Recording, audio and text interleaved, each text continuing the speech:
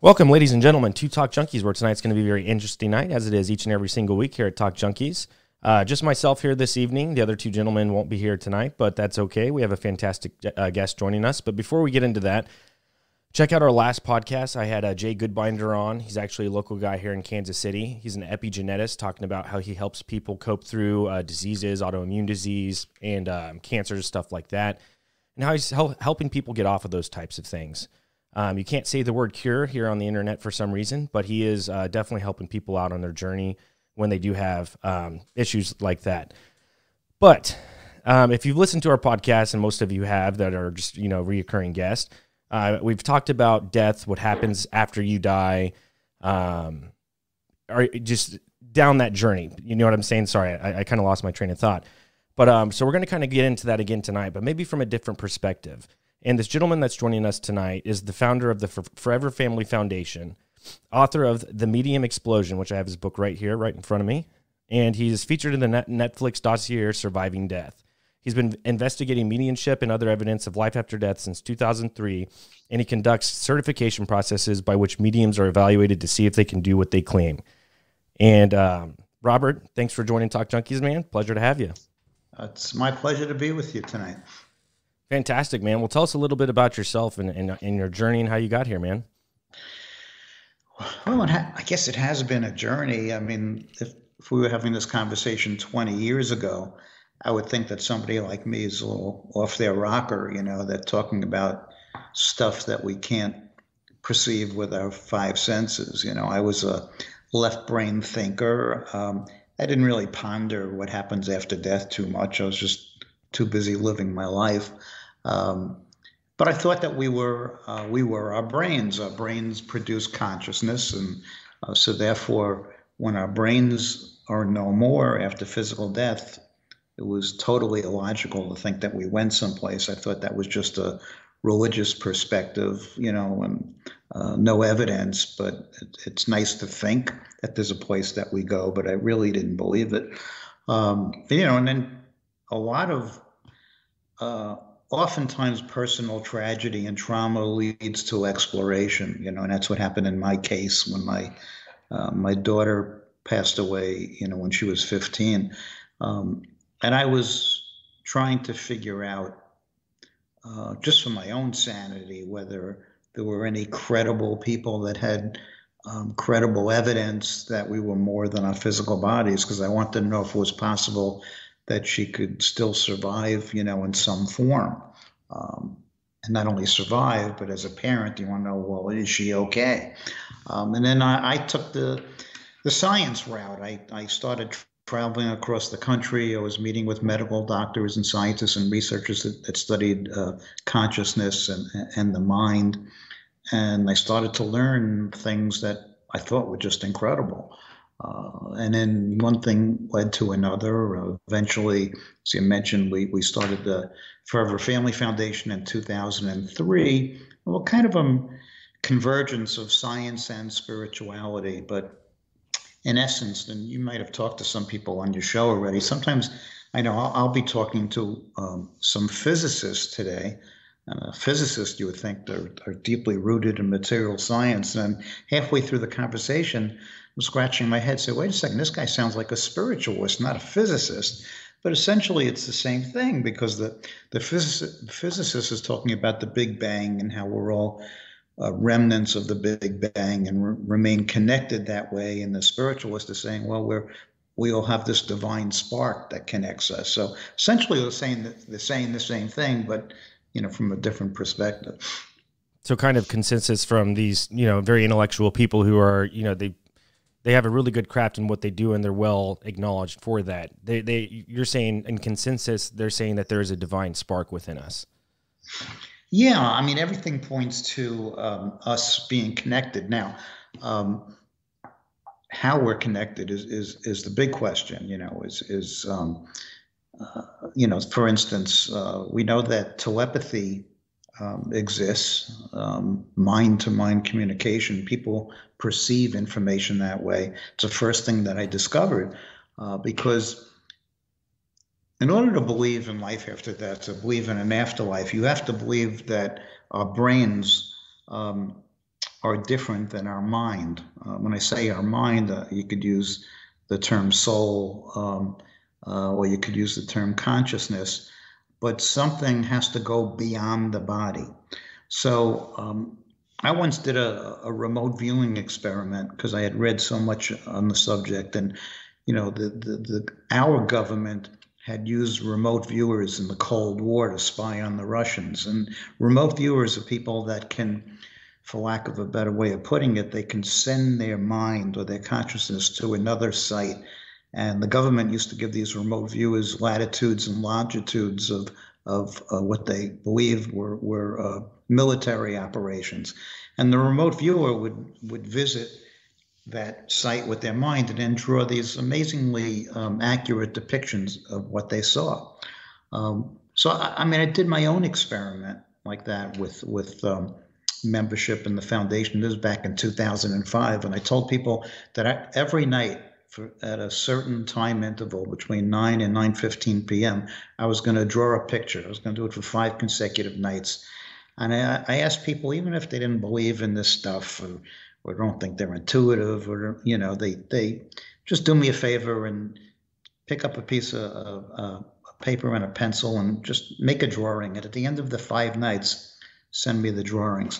And on the last night, I decided I'm going to mix it up a little bit. Instead of drawing something, I did a series of geometric shapes, like a dot with concentric circles around it. And then the results started coming in. I started opening up all these envelopes. I mean, at the time, I probably had like 50, 60 people responded.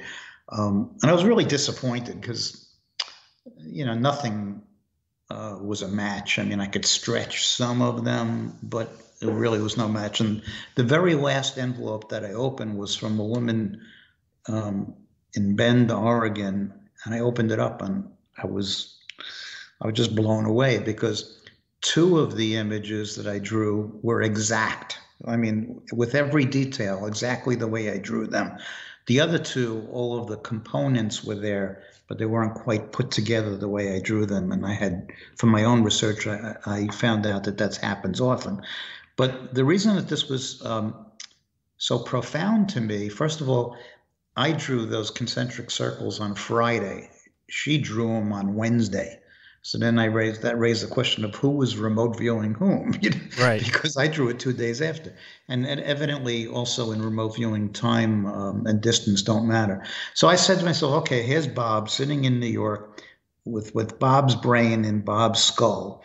And this woman's sitting 3,000 miles away in Oregon with her brain sitting in her skull.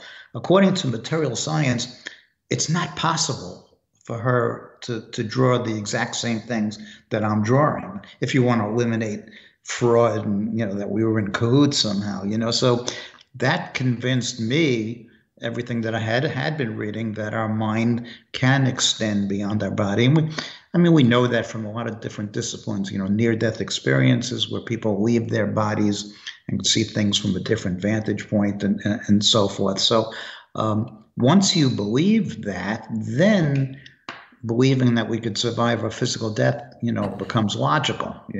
So 2 things real quick. The remote viewers, is that unclassified or information from the government that we can look up ourselves and see that they were actually people doing that? Yes, it's called the Stargate Project. Okay. And for like 20 years it was classified, but about, I don't know, it's not been that long, but I guess about 3-4 years ago it became unclassified. So you could look up the Stargate, program, from the CIA, and you could read all about it. It is incredible. And if the government wouldn't have been investing all those many years and the time and the money, if they weren't getting good results. Well, what's interesting about that, and I don't want to go too far into it, but I'm sure that there has to be some types of videos that exist that are probably still classified that would give it more further evidence that it's legit, because you'll tell people, well, yeah, the government released it and it's unclassified, and people won't do the time to actually research it and read that piece of paper and say, oh, okay, you're right. That's, and not only that, but people have a distaste and distrust for the government. But secondly, would you say that within your own experience with, what's it called again, remote viewing?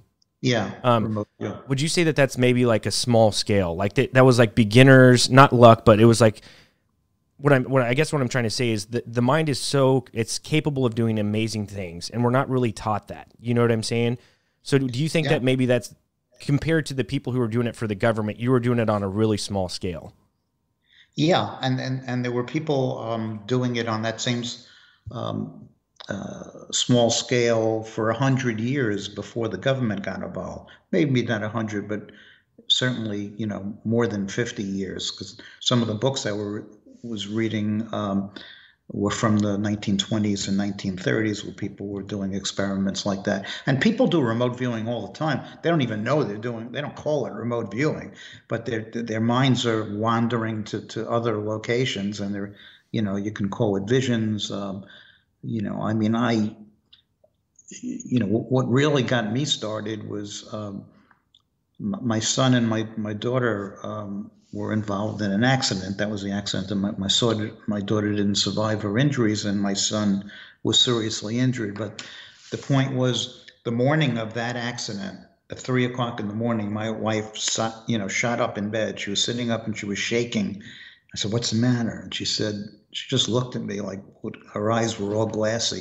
I said, "What's the matter?" And she said, "Something horrible is going to happen today." And I said, "What does that mean?" She said, I can't give you the details, but our lives are going to be changed forever today.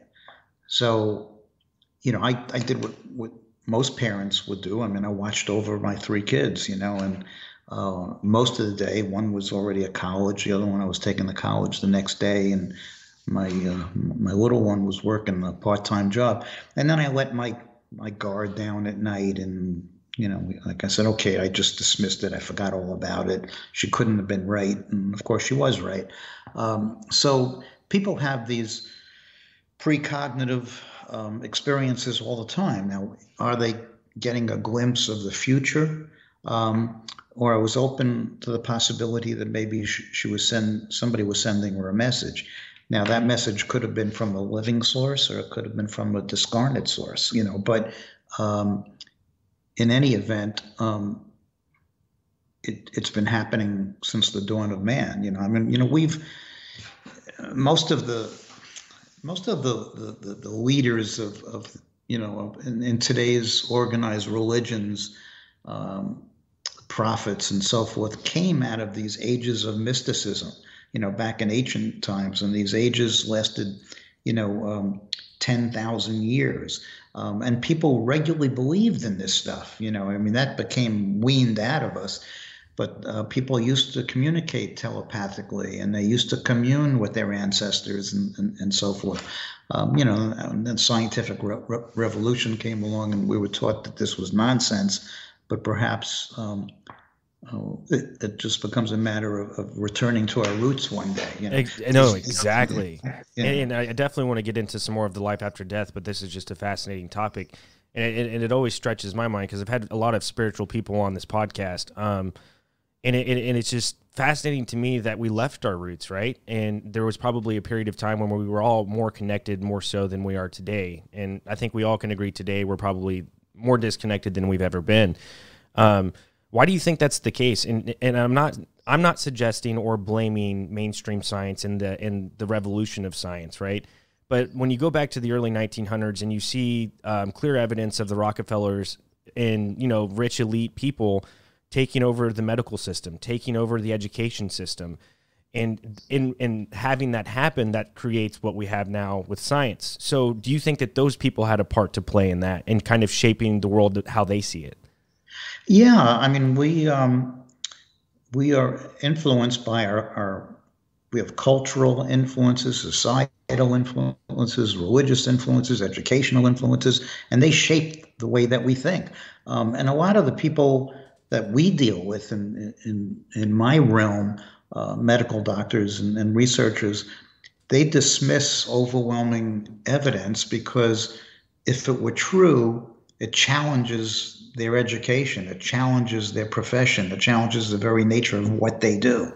So they desperately don't want to, they just ignore the evidence. They don't want to believe it. What's interesting is, though, there have been some surveys done among scientists, and deeply rooted in like Newtonian physics. And one of the questions in the survey is if they believed in God. And you would think that a scientist that, has not really seen any evidence, there's just blind faith. And yet like 70, 75% of the scientists, believe in God, despite the fact that they haven't seen any evidence. But yet, when they see these studies, sometimes with odds against chance in the billions to one, they dismiss that because they can't replicate it in a lab. So it's like a double standard there, Right. Uh, Do, so do you almost think that maybe we're okay? So maybe not, because we've left our roots, like you said. So it's almost, I don't want to ask the question, but I'm just going to say it, is maybe we're not meant to know how all this is supposed to work. Yeah, and that's a legitimate question. That's something that we hear a lot. A lot of people say, um, we're not meant to know. You're here to live your life the best that you can, and don't try uh, to go where you're not supposed to go. I don't personally believe that. I think that the opposite is true. I think perhaps the meaning of our lives are physical in the physical world are to catch glimpses of these worlds that remain unseen to us. I mean, you know, what do we see? We only can sense about 5% of the universe. We can't see dark matter, we can't see radio waves, we can't see gravity. We're taught to believe in all these things and we trust them. And we build foundations based upon these things. But in essence, they're all, part of the unknown, So, maybe our purpose is to recognize the 95% that we can't perceive. No, I like that. Yeah, I'm to the belief that, and it's very hard to do because I guess I'm not going to say indoctrinated, or brainwashed, but I've created habits in my life based upon what the culture is here, in the Midwest where I live, and it's extremely hard to break those habits, but they can be broken, obviously. But becoming more spiritual, meditating, being one with your body, treating your body like a vessel, treating your body like a child, right? Like you would treat your child, right? Treating your body like a temple, all of those things. And I think that if everyone were to do that, then we'd be all closer to that divine spark. You know what I'm saying? If that makes sense.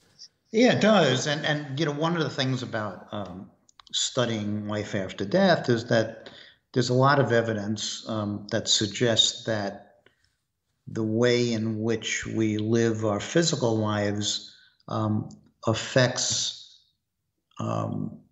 at least our starting place or where we wind up in the next world. And I'm not talking about this from a religious perspective. It's just that the consensus is that we are our own.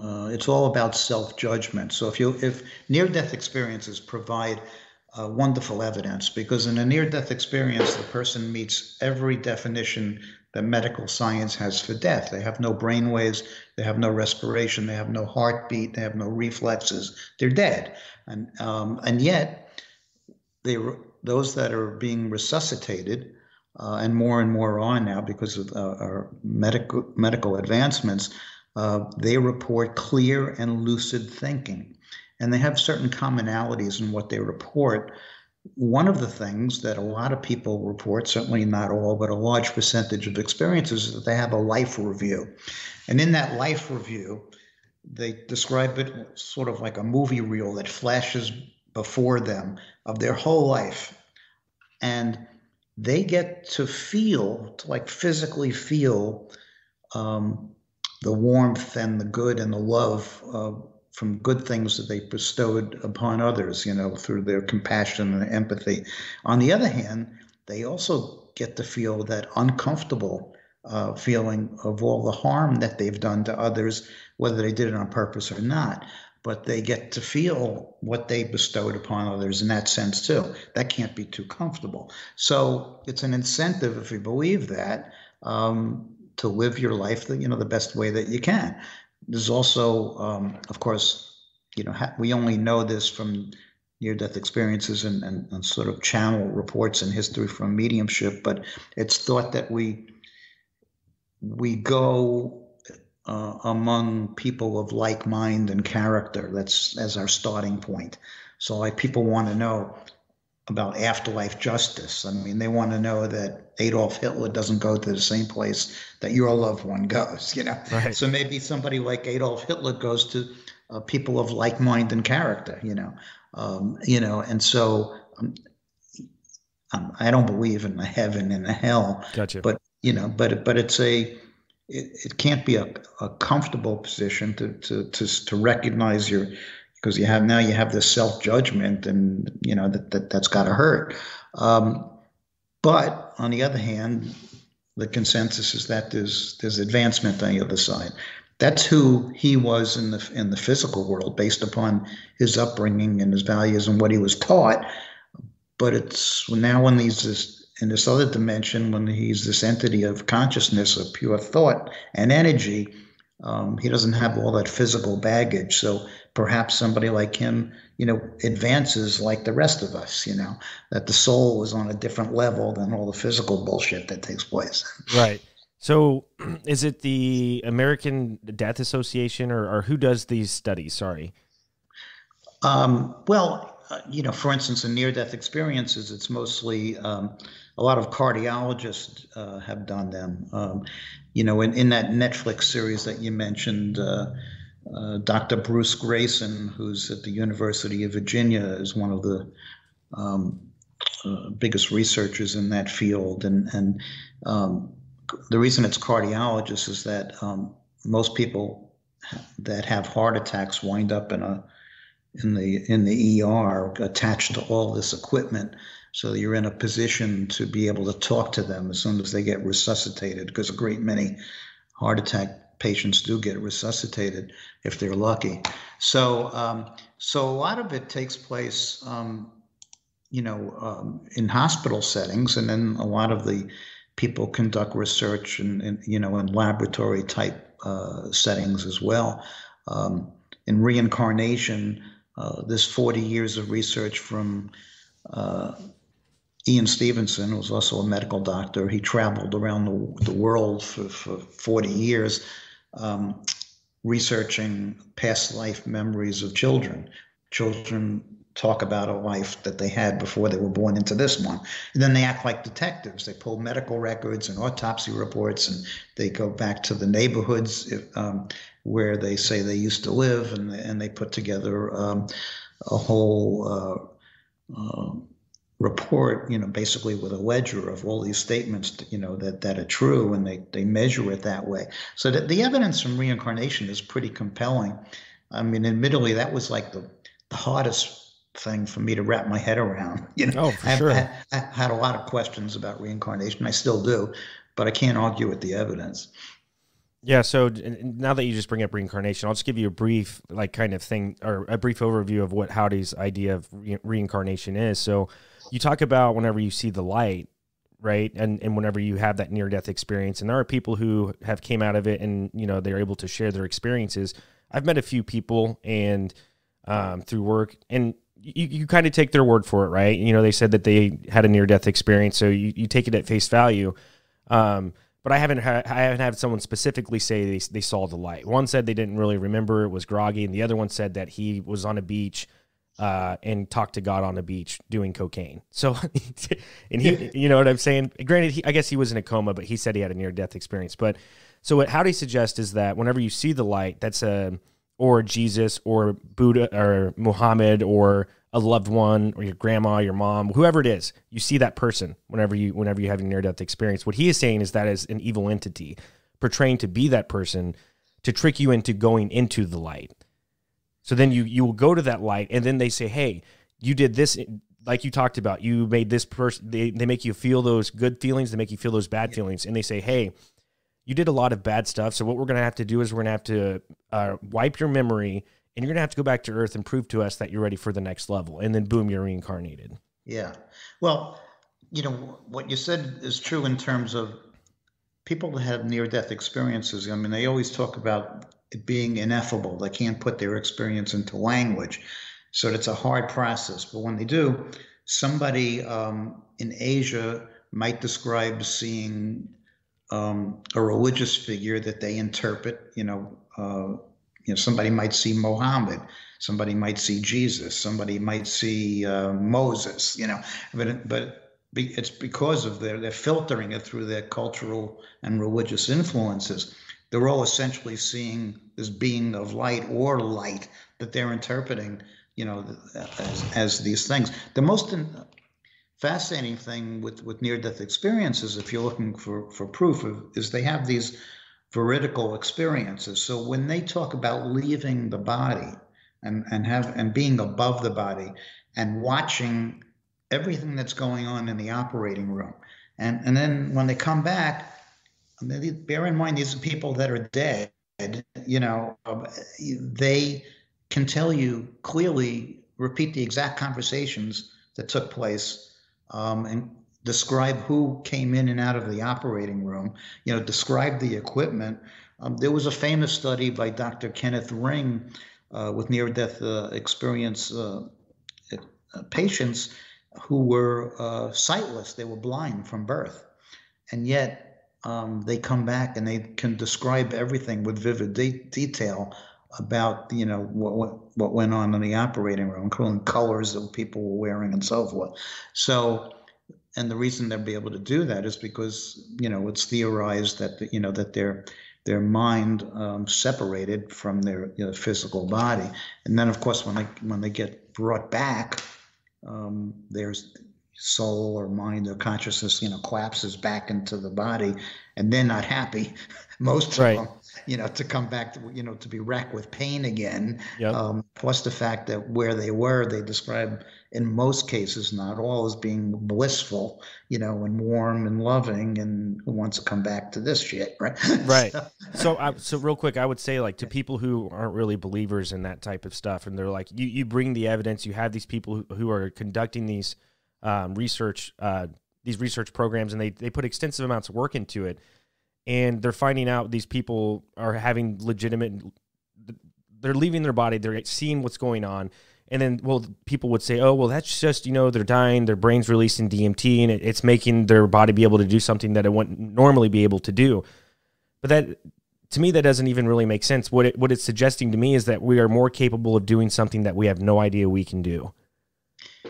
Yeah, there's a researcher named Dr. Charles Tart, and he did an experiment where he was doing actually dream studies, and he did an experiment where he had somebody go into a dream state, and unbeknownst to anybody, he hid a 5-digit number on top of a book that was on top of a 6-foot bookcase.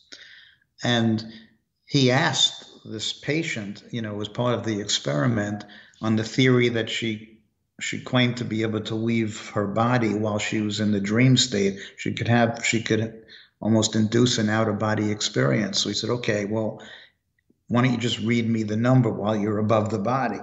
And she was able to do that. The odds against guessing, a random 5-digit number are pretty high. So kind of tells you that she was really doing what she claimed.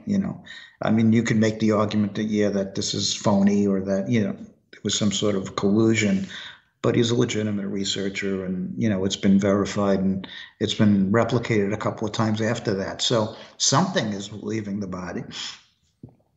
No, for sure. And I don't think it's temporary. I think that, like you said, in all cases with people who come back, because they do come back for afterlife or life after death experiences, the majority of them are feeling these same types of experiences, and not everyone in the operating room is able to reaccount that. That's just a few accounts, right? It's not every single one. Yeah, I think I don't know the exact statistics, but, only probably, 20 or 25% of the people who, get resuscitated actually come back and talk about having a near-death experience. For the majority, they just describe, nothing, so it doesn't, then you raises the question, well, why doesn't everybody have it? And, and it really doesn't matter. Like, a lot of people attribute it to, to certain drugs and medications, but it happens in both cases when people It happens with people that haven't been deprived of oxygen at all through the whole episode. That kind of eliminates the explanation that it's oxygen deprivation that are causing these hallucinations. Some people are on meds and some people are not. So Even if that's the case, though, you don't have a hallucination that can describe what people are saying and what they're wearing to 100% certainty. exactly, You know what I'm saying?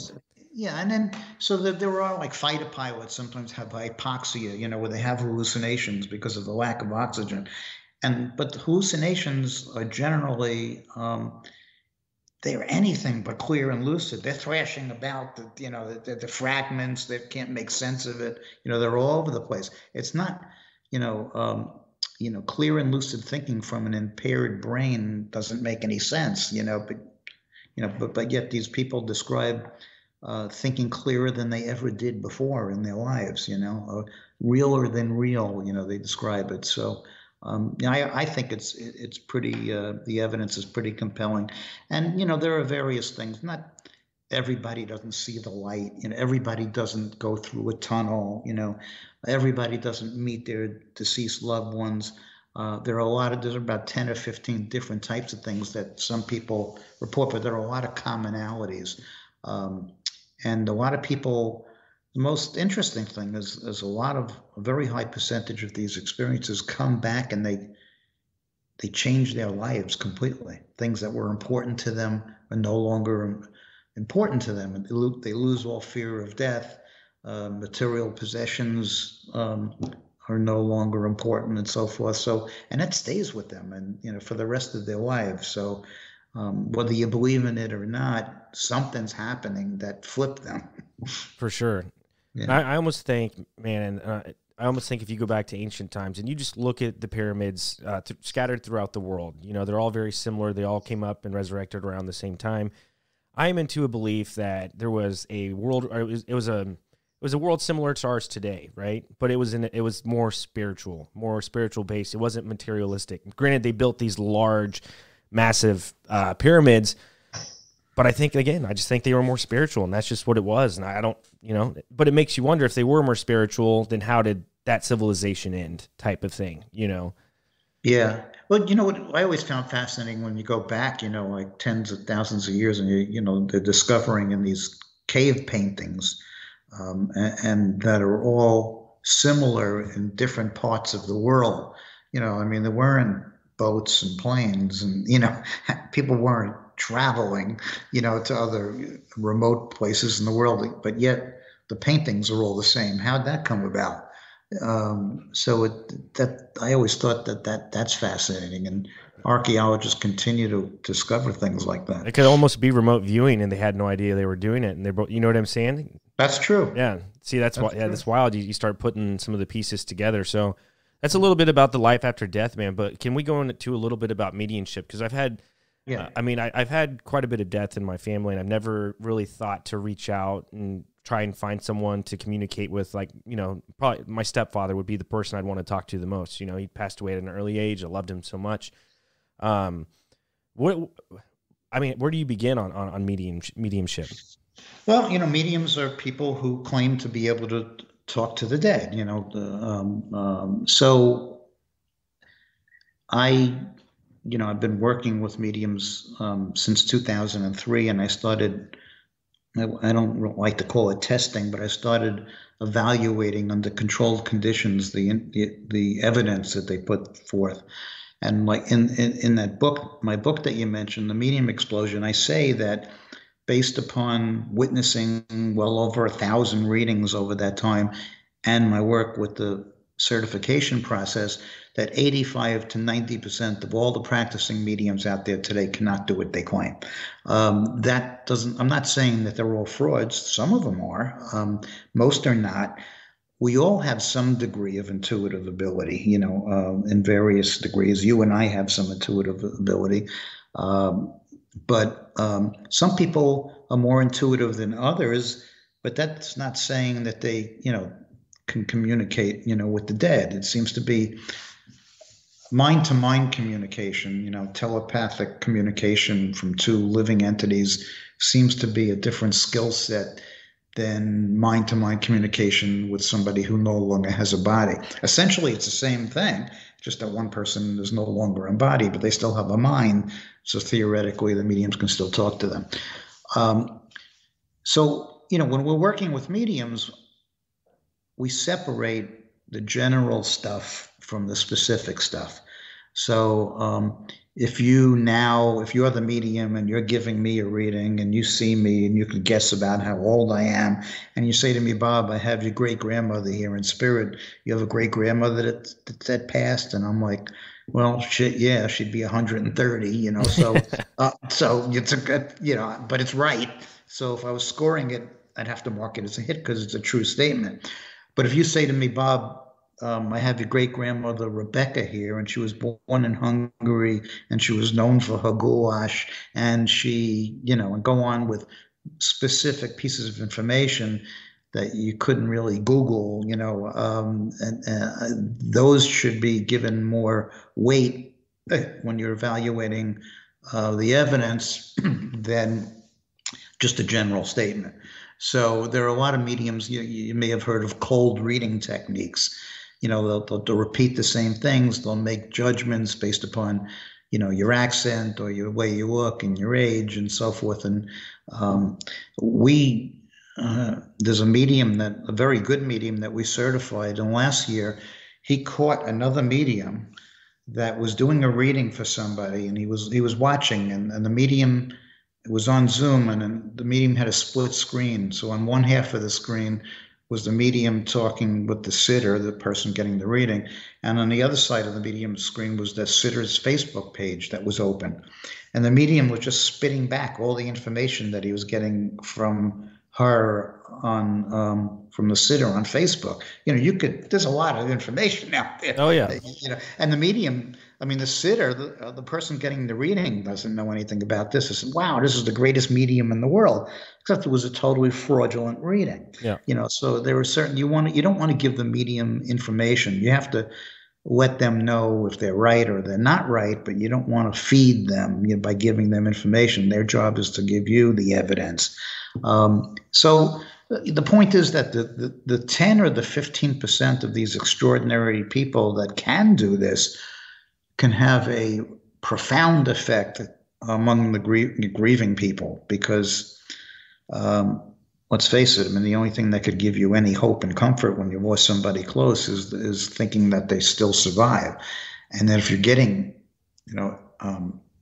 evidence from them, and you feel like you're talking to them, that could be transformative, and stay with you and really change the way you live your life. So it's a double-edged sword, and with mediums, they could do a lot of damage. They're sitting with people that are in fragile mental states. They may be on the fence about whether there is an afterlife or there's not. They go to a medium, they get a horrible reading, and they walk out of there saying, this is all a crock, and they're in worse shape than they were, before. So mediumship has to be taken seriously.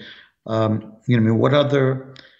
else do you know that deals with the public, especially involving mental health, where there's no regulatory body, there's no ethical standards, there's no proficiency standards, there's no continuing education. Tomorrow I could go out and say, I'm Bob the medium, start charging people $300 an hour and, start spewing out bullshit. Yep. So it is a problem. It's one of the reasons that, I wrote the book, and we take it really seriously. So whenever you started this journey, whenever, your daughter had passed, were you seeking out to speak with her through a medium? And did you ever find that person? And what was that experience like, if so? Yeah, well, I didn't believe in mediums, first of all. So, but my wife, did. My wife was very spiritual. She knew how important the science was, but she didn't need the science to tell her what she already knew internally. She just had a knowing. I needed the science because things were happening all around us, and I kept dismissing everything because it didn't fit into my frame of reference. So what the science did for me is that it opened me up more in a spiritual sense, so I could recognize things that were happening around me.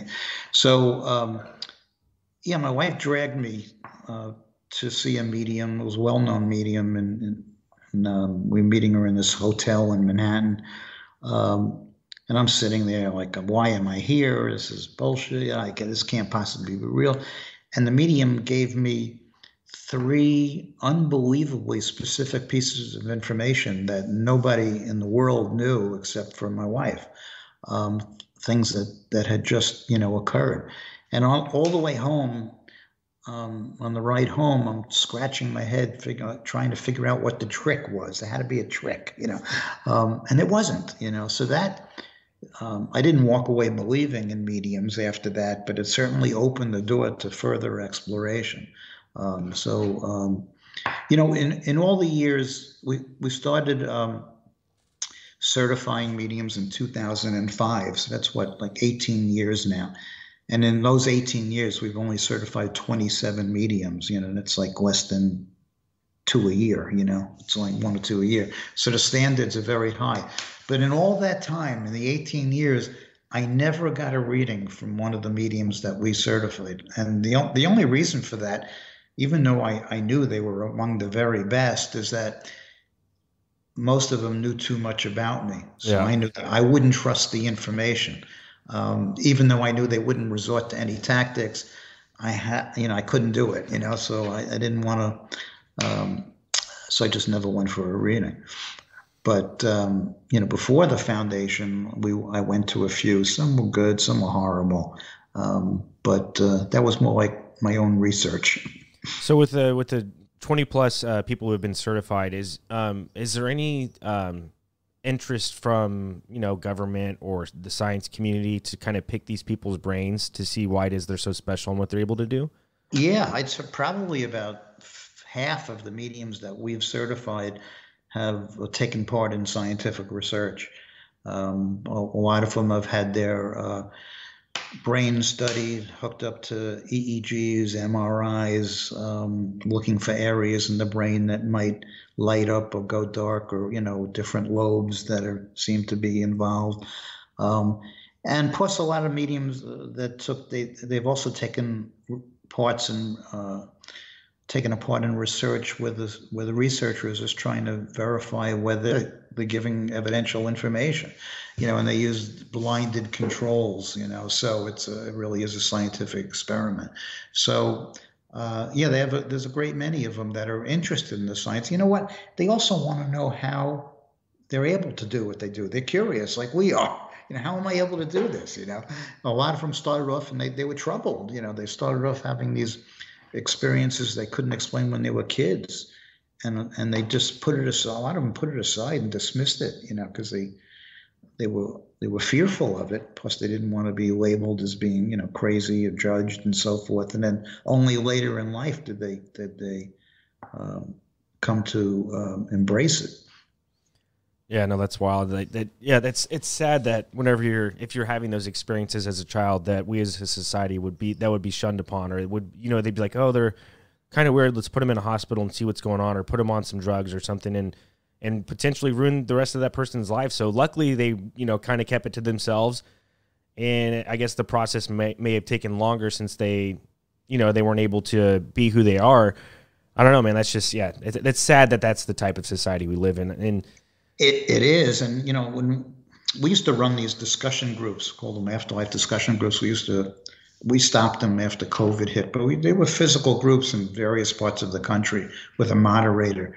And I used to moderate a group in New York with my wife, and you'd see people, the first time that they would come to a meeting, they wouldn't say a word, they're just shut down, they just, you hardly knew they were there. And that might happen in the second meeting and the third meeting. All of a sudden, the fourth meeting comes, and they start telling you stories about personal experiences they had that are just blowing your mind. And you want to know, like, where were you? Why didn't you talk? Because just what you were talking about, they don't want to be labeled as being crazy, or judged by their peers, so people tend to keep these things in. I'll tell you a quick story about I went to about 2 years after my daughter died, I went to my family doctor, who was a friend of mine.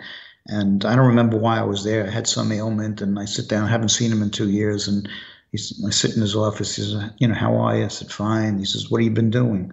I said, you really want to know? I said, I've been studying survival of consciousness. And he goes, oh, okay.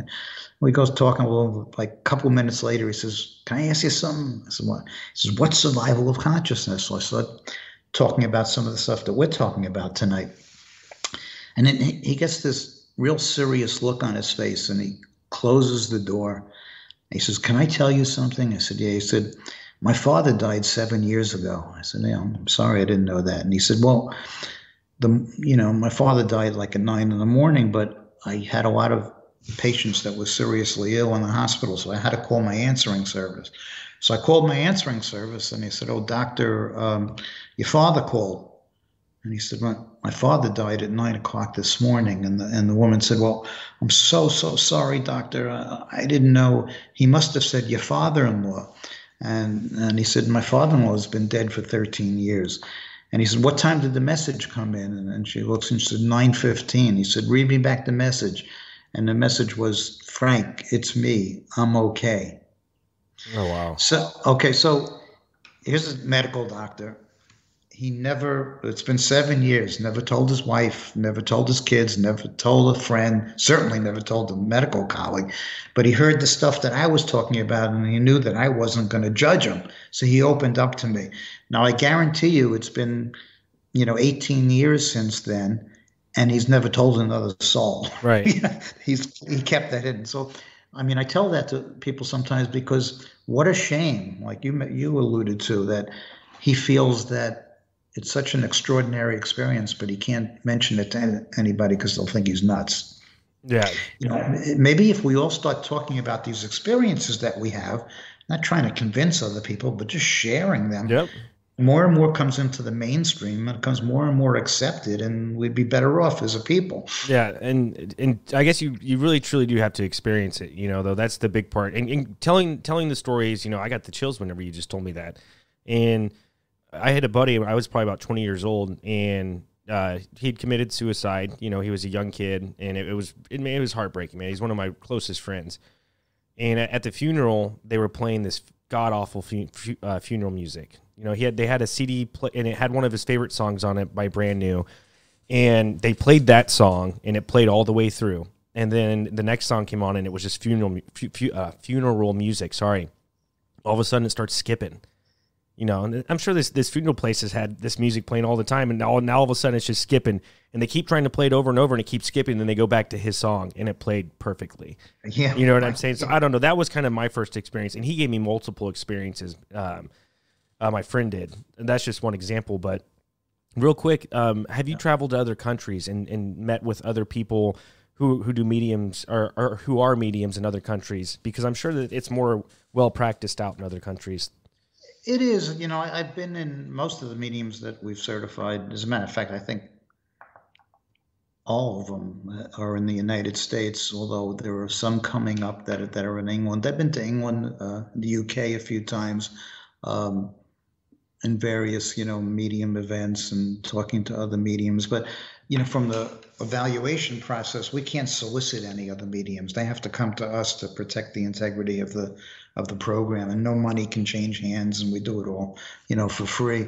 But you're right, in certain countries, it's a lot more accepted than, in other countries. We used to, years ago, people used to call the foundation a lot, and I never really had the patience for it. But whenever the phone would ring, we had an office in our home, my wife would pick up the call. And, despite the enormous amount of work that we had, if the person was grieving, she'd stay on the phone with them for 2 hours. But I remember one particular call that my wife didn't hear well to begin with, and she couldn't hear the person. The person was whispering. And then she later found out the woman lived in the heart of the Bible Belt here. And God forbid if somebody heard what she was talking about, she'd be ostracized. Yep. That's a shame too. You have to whisper so nobody could hear the stuff that you're talking about. So, it's that control that sometimes religion can hold over people that Oh they yeah. can't break loose of. Well, it's almost like, the Salem witch trials or the witch trials back in the day when you had these women who were probably able to do some of the stuff we're talking about, and Yeah. people were scared by it, and then, they got hung for it. That's what's crazy. Yeah, and you talk about you mentioned this before, is that there are a lot of people that are misdiagnosed. They're just highly intuitive and they pick up information, and the next thing you know, they're on a drug on medication, especially with children. That's a real shame. Some children are highly intuitive, and then everybody, chalks it up to imagination of a child, but sometimes it gets more involved, and the parent takes the child to a psychologist. The next thing you know, instead of embracing or encouraging their intuitive abilities, they're suppressed, with medication. That's a shame. Yeah. I'm right now. I'm on the advisory board of a study that's being done at Yale Medical School. This was a unique thing because they're studying intuitive people and mediums. Mediums are able to shut down communication. Like when they're not open for business, so to speak. They can control it so they can live their lives. So what they're trying to do is study how mediums are able to stop voices that are coming in, hoping that they could use the information to help people that have psychoses, and by teaching them techniques where they could shut down the voices, possibly without, medicating them. I thought that was an interesting twist. And now they're going into phase 2, where they're also putting people in MRIs and doing, brain studies. So Very cool. Yeah. So have you, with these mediums too, and I'm sure you personally know all of them because you certified them, right? Yeah. I mean, what's the problem is that since we've certified so few, and, we've grown, we have 13,000 members in 76 countries, and we're respected in the scientific community. A lot of the mediums that we've certified over the years have become famous, Right. TV shows, have written books. And you know what happens when somebody becomes famous? Oh yeah. They have like 3-4 year waiting lists. They start Right. charging ridiculous amounts of money, Well, and they do fewer and fewer readings. That kind of defeats the purpose of having a resource for the bereaved. So, we need, and that's on me because I haven't had the time to identify more mediums that are good at what they do, and they're readily available. oh, you're So one that's person though. You're one person. It takes a conceited effort. But what I was curious about is if they've had more success in. I've heard through other spiritual people on the podcast that if you go to temples or if you go to really old churches or you go like to the pyramids, they have this special aura about them or this different energy. And I was curious if mediums have ever tried to do readings at maybe a place that had a higher energy and what that experience would be like. I don't know if that's a thing or not. Yeah, I've been in situations with them, where I haven't been evaluating, just in social settings, where I'll be in a place and I'll say, "Oh man, there's some powerful energy here," and then you'll check into the history of it, and there was, and that gets into other things. Some places have what researchers would call residual energy. It's not spirits. It's just that the environment can retain, information which they pick up on. That as opposed to apparitions, or ghosts, which are really visitations by spirit entities. But yeah, a lot of the mediums are very, very sensitive to various energies, and like you're right, and there have been scientists that have done telepathic studies. It's hard, but they've tried to do it in the pyramids. The way that the pyramids were constructed. The theory is it was all about energy, and then the energy is enhanced and contained and so forth. So, and a lot of scientists still believe that there are a lot of geomagnetic forces that enhance intuitive abilities. Yeah, I mean, I'm more of the idea that it's I don't. I'm not saying the earth doesn't offer that, but I think it's more towards our consciousness that is able to do those types of things. I mean, that's wild that you said that a specific area is able to retain information and energy. That's wild.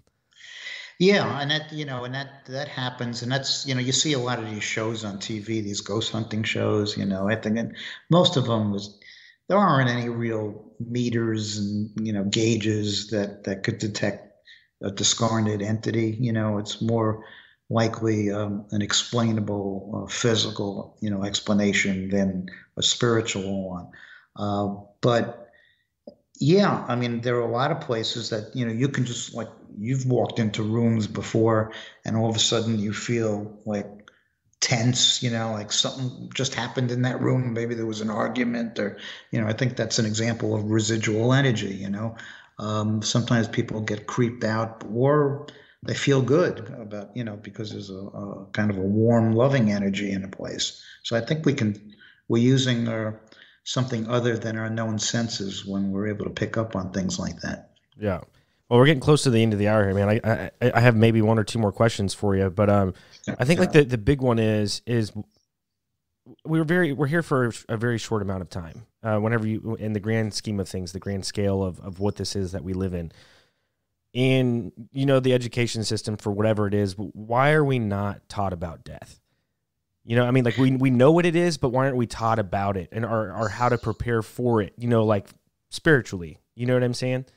Yeah. Minus religion. I know what you're saying, and not only are we not taught about it, but everything in our lives are to avoid death and to fear death, and at all costs. Even the medical profession, you got to fight, you got to fight, you got to fight, you got to keep alive. Back in the day, I used to think that Dr. Kevorkian was a bad dude. That he was assisting people, to die. Now I think he's a hero. Having sitting with my own loved ones that have been in unbelievable agony and pain, and that they're with no, chance of recovery. It seems like what's the purpose at that point? Is there a purpose? Everybody talks about learning lessons. What lessons are you learning at that point? So everybody, look, that's the biggest question that philosophers have been contemplating, right, for millennia, is there any meaning and purpose to this physical existence? But I think if you can remove the fear, and if you believe that there's some other place that we go, you could live your physical life much more fully, and enjoy things more and get, and more out of it. But yeah, I mean, it really is a problem. People just don't talk about, death at all. It's a subject. It's not even that. I know even after my daughter died, there were people that they wouldn't even talk to me. They were like I was contagious, like, they're like they're going to catch something because, my daughter died, because people have this fear of the unknown. We're taught in the media and everything else that to fear things that we can't perceive with our physical senses, and I hope that's going to change. I think it is, man. It's a slow movement, but I think we're getting closer each and every single day, and doing podcasts like this help and trying to reach people and kind of show them that. But just one last question for you. It's really the last one that I can really think of off the top of my head is, weren't there studies or research done where they actually tried to, whenever someone was dying, they tried to weigh them, and then after they died, they weighed differently because maybe their soul left their body? And is there I think it was in the 1920s, and it was a medical doctor. His name was McDougall, and he had, in the 20s, we didn't have sophisticated scales, but he would take people that are dying and he'd put them on a weighted, scale. The theory being that if your soul releases from your body, you would weigh less. So I think that they call it the 26-gram experiment. It was really a failure. He tested, I think, 6 patients, and 1 out of the 6 he measured, like 26 grams, which is minuscule, that they weighed less. But the equipment was so unsophisticated that it really, had no value. But yeah, I mean, I thought it was kind of silly because I don't think that your soul has weight. Yeah, no, Your mind or your consciousness, Yeah. that's even a trippy statement. Is does your soul have weight? Like just even saying that, that just sounds. Yeah, that's true.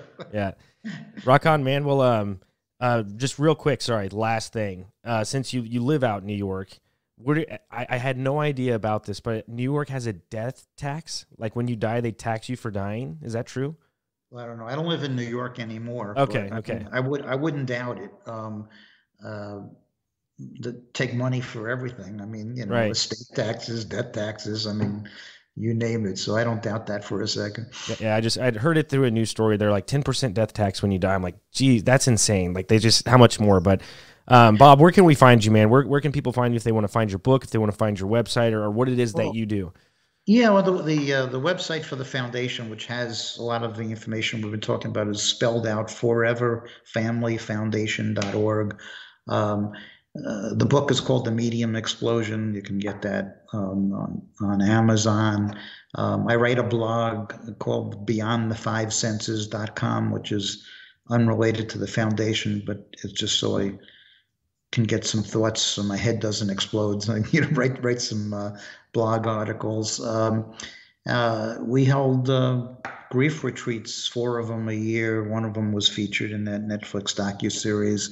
And I've got a new book, but it's coming out in like 3-4 weeks, and it's not about mediums, but it's got a lot of information about what we're talking about tonight.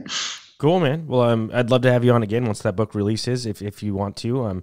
So do we get to see your face on Netflix? Like, are you in this docu-series? Yeah, we're in there's 4 episodes. There's 6 episodes. We're in episode 4, and we have about 30 minutes of airtime.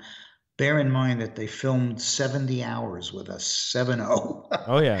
So 70 hours of filming got whittled down to 30 minutes of content. And that includes allowing them to film one of our retreats in Connecticut from Friday afternoon to Sunday night. Right. They turned our house into a movie set. It's absurd, but it just shows you the nature of television. They have ridiculous budgets, and they just keep filming and filming, and then they see the editing room. I mean, I was a little upset because so many things, got left out, but I understood it. For sure. You're still on there, and the message is still getting portrayed out there. Their knowledge is getting spread as well. So, Bob, I appreciate you, man. And if you, instead of writing blogs, man, if you ever need to just let some information out, feel free to email me, man. I'd love to have you on again. Okay, thank you. I really enjoyed it. Thanks very much. All right, Bob. Cheers. All right, take care. You too. Bye. Bye. Well, there you have it, ladies and gentlemen. Robert Ginsberg, The Medium Explosion. I've got a chance to read a few of the chapters. Definitely highly recommend checking it out. Great conversation with him. Best thing you can do for this podcast is hit the like button, subscribe button. To all our junkies out there, stay fly and ring the bell.